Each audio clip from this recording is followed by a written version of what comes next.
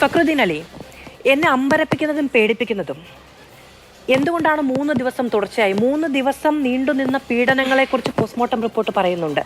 എന്തുകൊണ്ടാണ് ഇങ്ങനെ ഒരാൾ ഇത്ര വലിയ പീഡനത്തിന് ഇരയാകുന്നു എന്ന വിവരം പുറം ലോകം അറിയാതെ പോയത് എന്നാണ്? അതിന് 2 കാരണങ്ങളുണ്ടാവും. പണ്ട് സൂര്യനെല്ലി കേസ് വന്ന സമയത്ത് ആ പെൺകുട്ടി ക്ഷേത്രത്തിൽ പോയി അന്നപ്പം രക്ഷപ്പെട്ടുകൂടെ എന്നൊക്കെ ചോദിച്ചിട്ടുണ്ട്. നമ്മൾ മനസ്സിലാക്കേണ്ട ഈ 18-20 വയസ്സുള്ള ഇപ്പം നമ്മളെന്നും കാലഘട്ടം പോലല്ല. ഇവരെ നമ്മൾ പാരൻറ്റിങ് വല്ലാത്തൊരു പ്രോസസ്സാണ്. അപ്പോൾ എൻ്റെ വാപ്പ പണ്ട് റേഷനരി പോലെ 1-2 പിള്ളേരേ ഉള്ളൂ. ഇപ്പോൾ അവരെ നമ്മൾ അങ്ങനെ വളർത്തുക, അവർക്ക് മാനസികമായ മച്ചുവത്തി എത്തിയിട്ടില്ല. അപ്പോൾ 2 കാരണങ്ങളും. ഒന്ന്, ഗൺ പോയിന്റിലായിരിക്കും ഈ കുട്ടി. അമ്മ വിളിക്കുന്ന സമയത്തെല്ലാം ഗൺ പോയിന്റ് ഗണ്ണാണോന്നില്ല, ഞാൻ പറഞ്ഞത് പേടിപ്പിച്ച് നിർത്തിയിരിക്കുക. അമ്മ വിളിക്കുവാടാ നീ പറഞ്ഞാൽ നിന്നെ കൊന്നുകളയും എന്ന് പറഞ്ഞിട്ടുണ്ടാവും.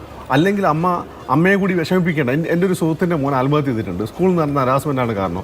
അവൻ്റെ കാരണം എന്ന് വെച്ചാൽ അവന് വീട്ടിൽ പോയി പറഞ്ഞാൽ അമ്മ പോവും, പിന്നെ അമ്മേനെ ആ ടീച്ചർ ഹരാസ് ചെയ്യുമെന്ന് പേടിച്ചിട്ടാണ് ആ കുട്ടി ആത്മഹത്യ ചെയ്തത്. ഒരു പ്രധാനപ്പെട്ട ഒരു ടീച്ചറിൻ്റെ ഒരു എഴുത്തുകാരിയുടെ മോനാണ്.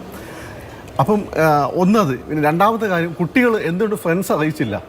അവർ കൂട്ടമായി നിൽക്കുമ്പോൾ അവർ കൂട്ടമാണ്. പക്ഷേ അവരേതെങ്കിലും സംഘടിത വിദ്യാർത്ഥി സംഘടന, അതായത് ഞാൻ കൃത്യമായി പറയുന്നു, ഇന്നത്തെ ABVP SFI അതിൻ്റെയൊക്കെ സജീവ പ്രവർത്തകരല്ലെങ്കിൽ അവരെ നിങ്ങൾ സിംഗിൾഡ് ഔട്ട് ചെയ്ത് കഴിഞ്ഞാൽ അവർ ആ കൂട്ടത്തിൽ പുറത്താണ്. അവർക്ക് ഇത് തന്നെ സംഭവിക്കാം. അവർ ഇതേപോലെ വേട്ടയാടപ്പെടാം. ആ ഒരു പേടിയാണ് സത്യത്തിൽ. എനിക്ക് ഈ കേസ് കൊണ്ട് തോന്നി, എനിക്ക് ജീവിച്ചിരിക്കുന്നത് ഇത് കേട്ടപ്പോൾ തോന്നി, ജീവിച്ചിരിക്കുന്നതിൽ എനിക്കിത് നാണക്കേടോ, എന്തിനു ജീവിച്ചിരിക്കുന്നു നമ്മളൊക്കെ ഇങ്ങനെ? നമ്മളെ ചുറ്റും എന്തൊക്കെ കേസുകൾ നടക്കുന്നു? ഏത് കേസാണ് അവിടെ ശിക്ഷിക്കപ്പെട്ടത്? ഏത് കേസാണ് പ്രോപ്പറായിട്ട് അന്വേഷിക്കപ്പെട്ടത്? എന്നിട്ട് നമ്മൾ വലിയ പ്രബുദ്ധത പറയുന്നു, എന്തൊക്കെ നമ്മൾ പറയുന്നു. ഇത് നാളെ നമ്മളെ വീട്ടിൽ സംഭവിക്കാം. അന്നപ്പോൾ നമ്മൾ ഈ കൂട്ടത്തിൻ്റെ ഭാഗമായി നിശബ്ദരായി നിൽക്കും. സത്യത്തിൽ നമ്മളെയൊക്കെ പ്രതീക്ഷയോട് നോക്കി നമ്മളെ വീട്ടിൽ കാത്തു നിൽക്കാൻ ആളുകൾ ഉള്ളതുകൊണ്ടാണ്. സത്യത്തിൽ ഇതൊക്കെ കാണുമ്പോണ്ടല്ലോ, പണ്ടത്തെ നമ്മളെയൊക്കെ മനസ്സിൽ നമ്മൾ വീണ്ടും ജനിച്ചു പോവുകയാണ്. എവിടുന്നെങ്കിലും ഒരു തോക്ക് സംഘടിപ്പിച്ച് ഇങ്ങനെയുള്ള പ്രതികളെ 4-5 എണ്ണത്തിനെ പണ്ടൊരു പെൺകുട്ടിയെ റേപ്പ് ചെയ്ത് കൊന്നിട്ട് ആ കുട്ടിയുടെ അച്ഛൻ ആ കൊലപാതകി വേട്ടയാടി കൊന്നിരുന്നു. ചെയ്യേണ്ട അവസരം മനുഷ്യന്മാർ ചിന്തിച്ചു പോകുന്ന അവസ്ഥയാണ്. പലരും അത് ചെയ്യാത്ത എന്തുകൊണ്ടാണെന്നറിയോ?